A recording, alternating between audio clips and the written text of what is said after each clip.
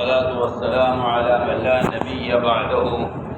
میرے دوستو، یہ گشت ایسا ہے جیسے کسی ڈوبتے آدمی کا ہاتھ پکڑ کے اس کو ڈوبنے سے بچا لینا، یا کوئی آگ میں جھلس رہا ہو اس آگ سے بچا کر کھینچ لینا۔ اس گشت کی کبھی کسی زمانے میں یہ حیثیت تھی۔ صحابہ کرام جو گشت کرتے تھے ان کے گشت اس لیے نہیں ہوتے تھے کہ چلتے چلتے کان میں بات ڈال کے آگے بڑھ جاؤ، اور ان کے زمانے میں دین کی اشاعت کا طریقہ اخبار رسائل نہیں تھے۔ ان کے زمانے میں دین کی اشاعت کا اور علم کو پھیلانے کا اور امت کو ارتداد سے بچانے کا صرف ایک ہی راستہ تھا کہ وہ اللہ کے راستے میں پھیرا کرتے تھے، اللہ کے بندوں کو اللہ سے جوڑنے کے لیے۔ صحابی بادشاہ سے بات کر رہے ہیں اور یہ کہہ رہے ہیں ہمارے آنے کا مقصد یہ ہے کہ ہم تمہیں کفر و شرک سے نکال کر اللہ کی اطاعت پر لانا چاہتے ہیں۔ ہم عرض کرنا چاہتے ہیں کہ گشت کے مقاصد اتنے اعلیٰ ہیں، اگر ان پر غور کر لیں تو اس سے معلوم ہوگا کہ گشت نہ کرنے پر آپ کو اس بات کا یقین ہو جائے گا کہ میں دین کو مٹا رہا ہوں۔ آپ اس بات پر غور کیجئے، اگر آپ کو معلوم ہو جائے گشت کے مقاصد کیا ہیں تو گشت نہ کرنے والا یہ سمجھ لے گا کہ میں دین کو مٹا رہا ہوں۔ اس لیے کہ اللہ تعالیٰ نے قرآن میں سب سے بڑا ظالم اس شخص کو کہا ہے جو مسجدوں کو ویران کرنے کی کوشش کرے، اس سے بڑا کوئی ظالم نہیں ہے۔ قرآن اللہ نے فرمایا سب سے بڑا ظالم وہ ہے جو مسجدوں کو ویران کرے، اور مسجد کو ویران کرنا یہ ہے کہ اس کو آباد کرنے کی کوشش نہ کرے، اور اس کا آباد کرنا یہ ہے کہ ساری مسجد سے باہر پھیلے ہوئے مسلمانوں کو خوشامد کر کے ہاتھ پکڑ پکڑ کے مسجد میں لانا، یہی مسجد کی آبادی کا ایک واحد طریقہ، ایک واحد ذریعہ۔ اور میں عرض کرنا چاہتا ہوں آپ سے کہ یہی صحابہ کرام کے ایمان کی تکمیل کا بھی سبب تھا۔ اس زمانے کے مسلمانوں کو تو اس سے اختلاف ہو گیا ہے کہ کیا اس سے ایمان بنے گا، جبکہ آپ کو یہ بات معلوم ہونی چاہیے علماء کو خاص طور پر کہ امام بخاری رحمۃ اللہ علیہ کا مستدل ہے، ان کا مذہب یہ ہے کہ ایمان میں زیادتی ہوتی ہے، اور دلیل یہ ہے کہ معاذ رضی اللہ تعالیٰ عنہ اپنے ایمان کو بڑھانے کے لیے اور اپنے ایمان کے ازدیاد کے لیے معاذ رضی اللہ تعالیٰ عنہ صحابہ کی خوشامد کرتے تھے، انہیں اٹھا کر مسجد میں لاتے تھے اور یہ کہہ کر لاتے تھے اجلس بنا من ساعتن۔ یہ امام بخاری کا مستدل ہے کہ ایمان کے حلقہ مسجد میں قائم کرنے کے لیے باہر ایمان والوں کو ملاقاتیں کر کے انہیں ایمان کے حلقوں میں لا کر جوڑنا یہ ایمان کی تکمیل کا سبب ہے۔ وجہ اس کی یہ ہے کہ بھلائی کا حکم کرنا، برائی سے روکنا، یہ فریضہ کسی قلم سے، کسی اخبار سے، کسی کتاب سے، کسی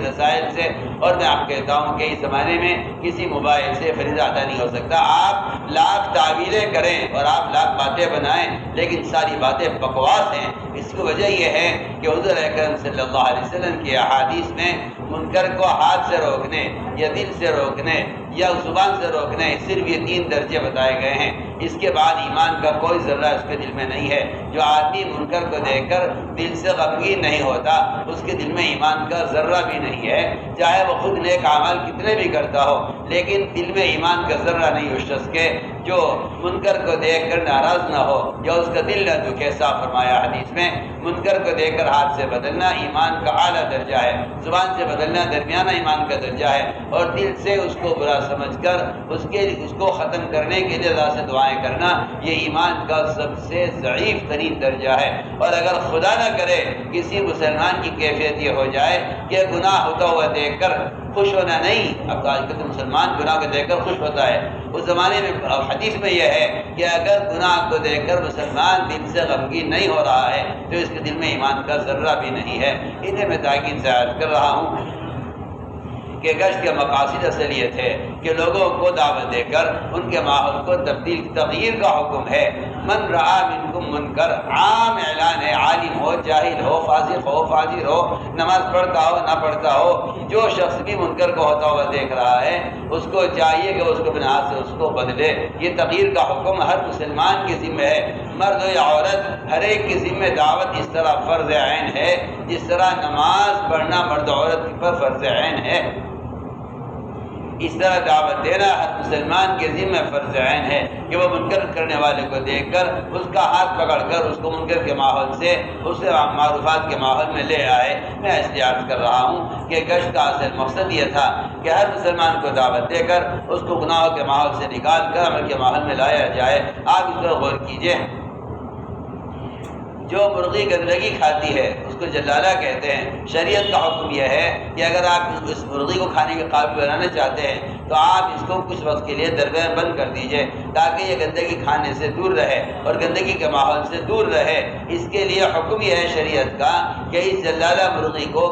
دربے کے اندر بند کر دیا جائے تاکہ اتنی دیر یہاں بند رہ کر اس کے بدن سے گندگی کے اثرات ختم ہو جائیں، اس کے گوشت سے گندگی کے بدبو ختم ہو جائے، تب یہ مرغی آپ کے کھانے کے قابل ہو سکتی ہے۔ بلا غور کیجئے، وہ جانور جس کے لیے حلال حرام کا کوئی حکم نہیں ہے، اس جانور کو کھانے کے قابل بنانے کے لیے اس کو دربے بند کرنے کا حکم ہے۔ جس انسان کو اللہ نے اپنی عبادت کے لیے پیدا کیا ہے، جب یہ شیاطین کے اور گندگی کے ماحول میں رہتے رہتے اس کے اندر سے عمل کی استعداد ختم ہو جائے تو ایسے مسلمان کو مسجد کے ماحول میں رکھنا کتنا ضروری ہوگا، آپ اسے اندازہ کر لیجئے۔ میں ایک آپ کو آسان مثال دے رہا ہوں۔ آپ کا جو یہ خیال ہے کہ دین کی باتیں نشر کر دو تاکہ لوگ ہدایت پر آ جائیں، اگر ایسا کچھ ہوتا تو صحابہ کے زمانے میں صحابہ کے ہاتھ پکڑ پکڑ کے انہیں مسجد میں نہ لاتے، انہیں ان کے دلوں کو اسلام کے نرم کرنے کے واسطے انہیں مسجد میں رکھا جاتا۔ آج کل مسلمان یہ سمجھتا ہے کہ بے دینی جہالت کی وجہ سے، میں کہتا ہوں بے دینی علم کی وجہ سے بھی، علم کے باوجود بے دینی ہے،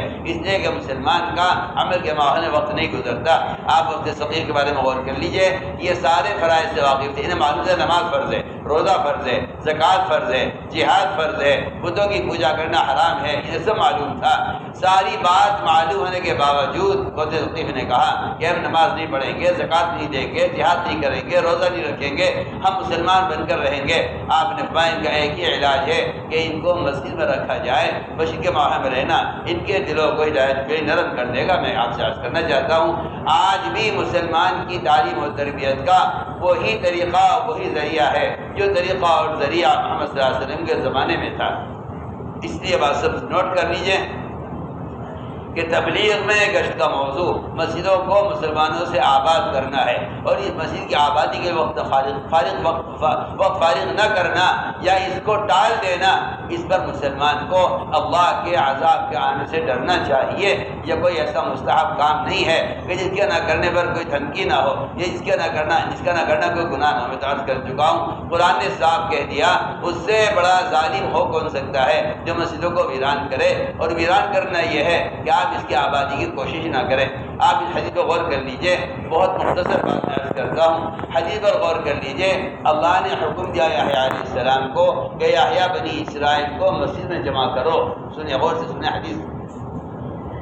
کوئی خیالی کام نہیں ہے، احادیث پر غور کرنا چاہیے تو پتہ چلے گا کہ اس گشت کا مسجد کی آبادی کی کیا اہمیت ہے۔ اللہ نے حکم دیا یحییٰ علیہ السلام کو یحییٰ بنی اسرائیل کو مسجد میں جمع کرو، اور یہاں جمع کر کے تم انہیں 5 باتیں سکھلاؤ۔ اللہ کے ساتھ کسی کو شریک نہ کریں، ایمان کا حلقہ، نماز قائم کریں، زکوٰۃ ادا کریں، رمضان کے روزے رکھیں اور اللہ کا ذکر کریں۔ یہ 5 باتیں سمجھانے کے لیے مسجد میں جمع کرنے کا حکم دیا۔ یہ نہیں فرمایا کہ تم پمفلیٹ چھاپ کے تقسیم کرا دو اور اخبار رسائل کے ذریعے سے باتیں نشر کر دو تاکہ لوگوں کو پتہ چل جائے کہ فرائض کیا ہیں۔ میں کہتا ہوں فرائض کا بتلا دینا، اس سے فرائض کی استعداد پیدا نہیں ہوتی، وہ تو عمل کی استعداد پیدا ہوتی ہے، عمل کے ماحول میں رہنے سے۔ اس طرح